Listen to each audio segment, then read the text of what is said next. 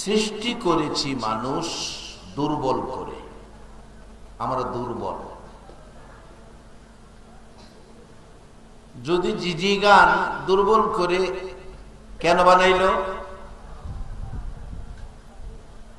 আল্লাহ বলবে এই পৃথিবীতে মানুষ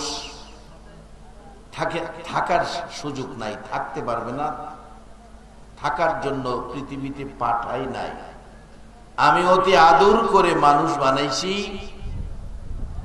এই মানুষের জন্য আমি শান্তিময় আরামদায়ক জান্নাত বানাইয়া রাখছি। দুনিয়াতে মানুষ বেশি দিন থেকে কষ্ট করুক, আমি আল্লাহ এটা চাই না। এজন্য আমি দুর্বল করে বানাইছি।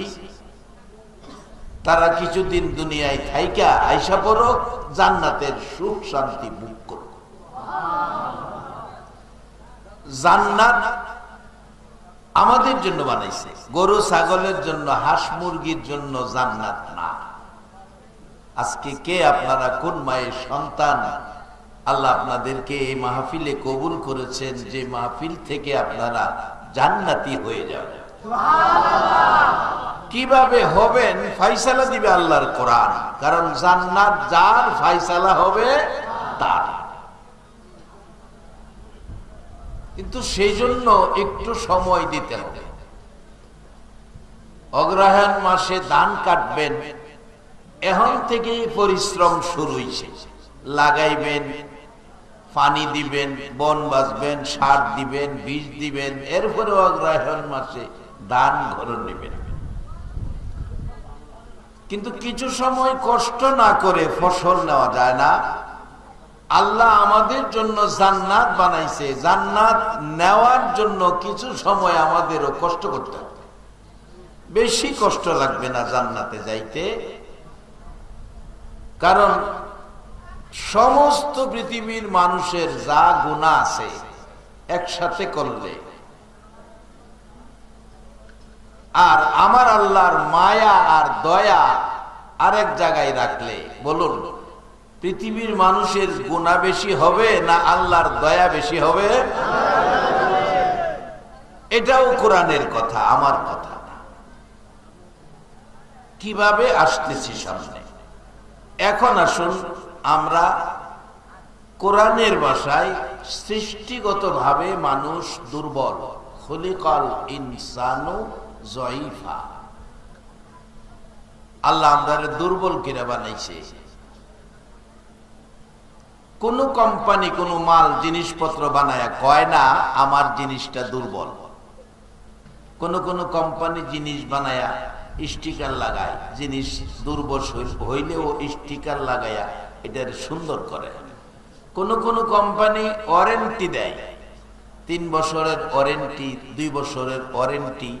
আবার ভালো কোম্পানি গ্যারান্টি দেয় 12 বছর, 10 বছরের গ্যারান্টি। আল্লাহ আমরারে বানায়া ওয়ারেন্টিও দিল না, গ্যারান্টিও দিল না, স্টিকারও দিল না। আরো কইতাছে কি মানুষ দুর্বল করে বানাইছে।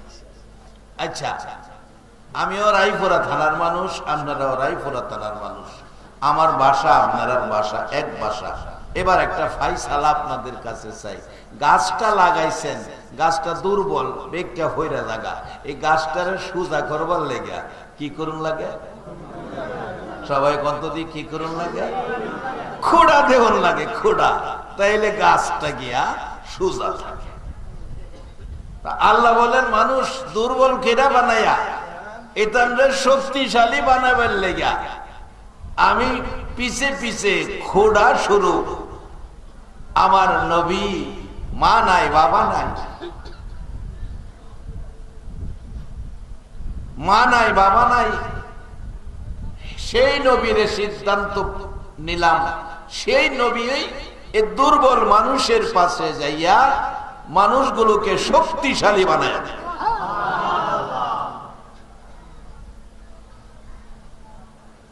আজকে বসেন কিছু সময়। প্রথমত আজকের মাজলিসে যারা বসে আছেন, নবীজি আপনাদের কথা 1450 বছর আগে ভুলে নাই। নবী বলেছেন হাদিস শরীফে আপনাদের কথা, মাজলিসু ফিকহিন খায়রুম মিন ইবাদাতি 60 সানা। এই কোরআনের এক মাজলিসের মেহমানকে আমার আল্লাহ 60 বছর ইবাদতের চেয়ে বেশি নেকি দান করে দিয়েছে। বাবারা, ভাইরা, জীবনে বহু জায়গায় বসে সময় নষ্ট করেছেন। চার দোকানে বসে ঘন্টার পর ঘন্টা চা খাইছেন। এক দোকানে বসে এক একজন মানুষ 5টা 7টা চা খায়। 2 ঘন্টা 3 ঘন্টা বসে সময় কাটায়। বলুন, দোকানে বসে চা খাইলেন 7টা, 3 ঘন্টা সময় দোকানে বসা, বলুন এর মধ্যে কোনো নেকি পাওয়ার খবর আছে কিনা? আজকের এই কোরআনের পক্ষে বসার পর আমার নবী বলেছেন, এক মাজলিসের মেহমানকে আমার আল্লাহ 60 বছর ইবাদতের চেয়ে বেশি নেকি দিয়েছে। নেকি আমাদের দরকার। কেন দরকার? আমরা যে দুর্বল, আমরা শক্তিশালী হতে হবে। শক্তিশালী হওয়ার জন্য সাথে আরেকটা ক্যাটালগ দিয়েছে। ক্যাটালগটার নাম হলো কোরআন। ক্যাটালগটার নাম হলো কোরআন। এই কোরআনের পক্ষে যারা থাকবে তারা শক্তিশালী, সম্মানী, দামি হয়ে যাবে। যার বাস্তব আজকে যারা এই কোরআনের মাজলিসে বসে আছেন, দাম বেড়ে গেছে, ইজ্জত সম্মান আপনাদের বেড়ে গেছে। যার বাস্তব দুনিয়ার জমিনে দেখবেন মানুষ কোরআন শরীফ পড়ার জন্য কার্ডের রিয়াল বানাইছে, এখন প্লাস্টিকের রিয়াল বানাইছে।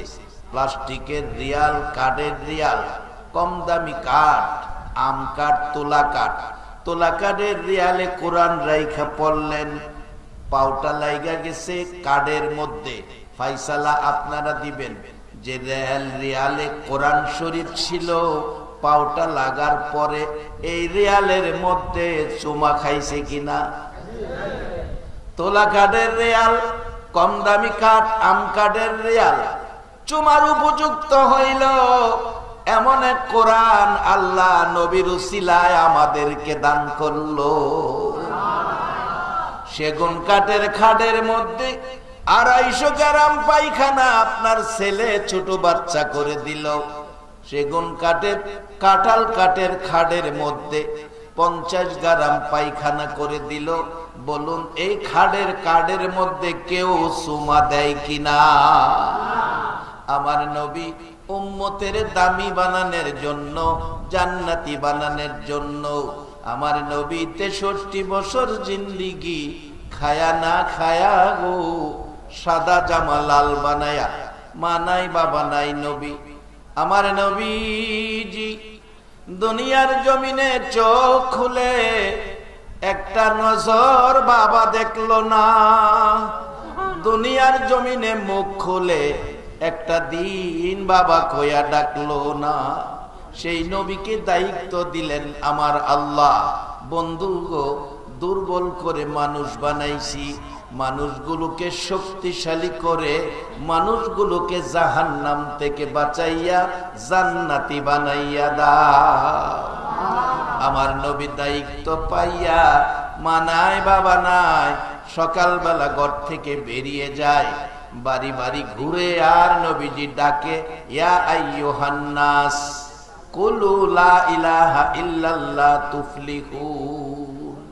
ও মানুষ, তোমরা বলো আল্লাহ ছাড়া কোনো মাবুদ নাই, তাহলে তোমরা সফল কাম, অর্থাৎ তোমরা জান্নাতি। আপনারা যারা মাহফিলে বসে আছেন, আপনারা কি এতে একমত আল্লাহ ছাড়া আমাদের আর কোনো মাবুদ আছে? সকলে বলুন আল্লাহ ছাড়া কোনো মাবুদ আছে? তাহলে আমরা আরবি শব্দটা বলি লা ইলাহা ইল্লাল্লাহ। সবাই বলুন লা ইলাহা ইল্লাল্লাহ। আল্লাহ ছাড়া কোনো মাবুদ নাই। রাসূল বলছে এই শব্দ যে বলছে ইয়া আইয়ুহান নাস, ও ও মানুষ, কুলু লা ইলাহা ইল্লাল্লাহ তুফলিহুন, তোমরা বলো আল্লাহ ছাড়া কোনো মাবুদ নাই, তাহলে তোমরা সফল কাম, মানে তোমরা জান্নাতি। আজকে যারা বসে আছেন কোরআনের মাজলিসে, আপনারা সবাই জান্নাতি। মহিলাদের কেউ কি জান্নাতে? মহিলারা যাইব মনে করেন? তবে এখানে একটু ঝামেলা আছে। আমার নবী মেরাজের সফরে যাওয়া, মেরাজের সফরে যখন গেছিল, নবী আয়েশা বলছে আমি তো জাহান্নামের ভিতরে বেশিরভাগ মহিলা দেখেছি। তখন তো এই খবরে তো মহিলাদের উপরে বিপদই দেখা যায়। তবে রাসূল আমাদের জন্য আছে, কোরআন আছে, ইমাম হাসাইন হুসাইন আছে। কিভাবে আসতেছি সামনে, মাগো মেয়ে লোকেরা, ভয় পাওয়ার কারণ নাই। কারণ জান্নাতের মালিক আল্লাহ। আমরা যদি রাসূলের দেখানো পথে চলি, তাহলে আমরা মহিলারাও জান্নাতে যেতে পারবো, কোনো সন্দেহ নাই। কিভাবে যাইবেন আসেন। তবে একটু হিসাব কিতাব করে চলতে হইব। স্বামীর সাথে ঝগড়াঝাটি করেন না, স্বামীর লগে মারামারি করেন না। স্বামী যারা হইছেন আপনারা ওই স্ত্রীর কিলাইয়েন না। কোন কোন এলাকা আছে কথা কইতে না কইতে কিলানি শুরু করা, এটা কিন্তু ইসলামে নাই। এক জায়গায় কোরআন হাদিস না বোঝানোর জন্য বলছি, স্ত্রীরে কিলায় কেন? স্বামী বাড়িতে ভাত চাইছে, ভাত দাও, এমন টাইমে স্ত্রীরা কয় ভাত দিমু তো পাগল হয়ে গেছো গা। পাগল কইলেই হের মাথা গরম, আর এমনি শুরু করে কিল। প্রত্যেক দিন ওই কিল খায়। এমন এক মাহফিল, দরবার শরীফের মাহফিল, হুজুর আসতেছেন। এক বড় হুজুর আইছে, হুজুরের কাছে এক বোতল পানি দিয়ে একটা বাচ্চা পাঠাইছে। হুজুরে যায় ক আর কত কিল খামো, একটু পানি ভরা দিত যাতে স্বামীর কিলেতে বাচ্চা থাকতে। বাচ্চা গিয়ে কইছে হুজুর এই ঘটনা একটু পানি বইরে দিতেন। হুজুর কয় বুঝালেছি কিল কেড়ে খা, ওই স্বামীর লোকে সাফা করে, এটা লেগে স্বামী কিলা। সালামুন কাওলাম মির রাব্বির রহিম, আল্লাহু খায়রুন হাফিজা। না, এই মহিলারে কইও স্বামী যখন মারার প্রস্তুতি নেয়, তখন যেন এই বোতলতে এক কুলি পানি মুহ লইয়া বইয়া থাকে। স্বামীর মেজাজ ঠান্ডা না হওয়া পর্যন্ত মুহের পানি যেন না পালা। বাজান দরবার শরীফেতে তো কিছু নেওন লাগবো।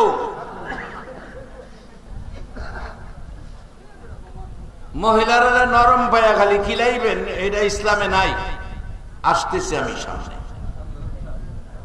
অবশেষে স্বামী আয়াকে ভাত দাও, পেটে খিদা, পাগল হয়ে গেছো গা। এমনি কয়েকদিন তোরে মায়ের মারলাম, তোর পাগলামি কথাটা যায় না, আমি কি এর পাগল হয়ে গেছি গা। আজকে আর হাতে ফিরাইতাম না, লাঠি লই আই। বেটির মনে হয়েছে হুজুর না ফরা ফানি দিচ্ছে, দৌড়টা গিয়া কদ্দুর ফানি মুহ লইয়া একেবারে চুপ করে বই রয়েছে। বেটা লাঠিটা গুতা কি অন কথা কস নাকি লেগা। আচ্ছা আপনারাই বলেন, আপনারাই বলেন, মুখে যদি পানি থাকে তাই কথা কওয়া কি সম্ভব?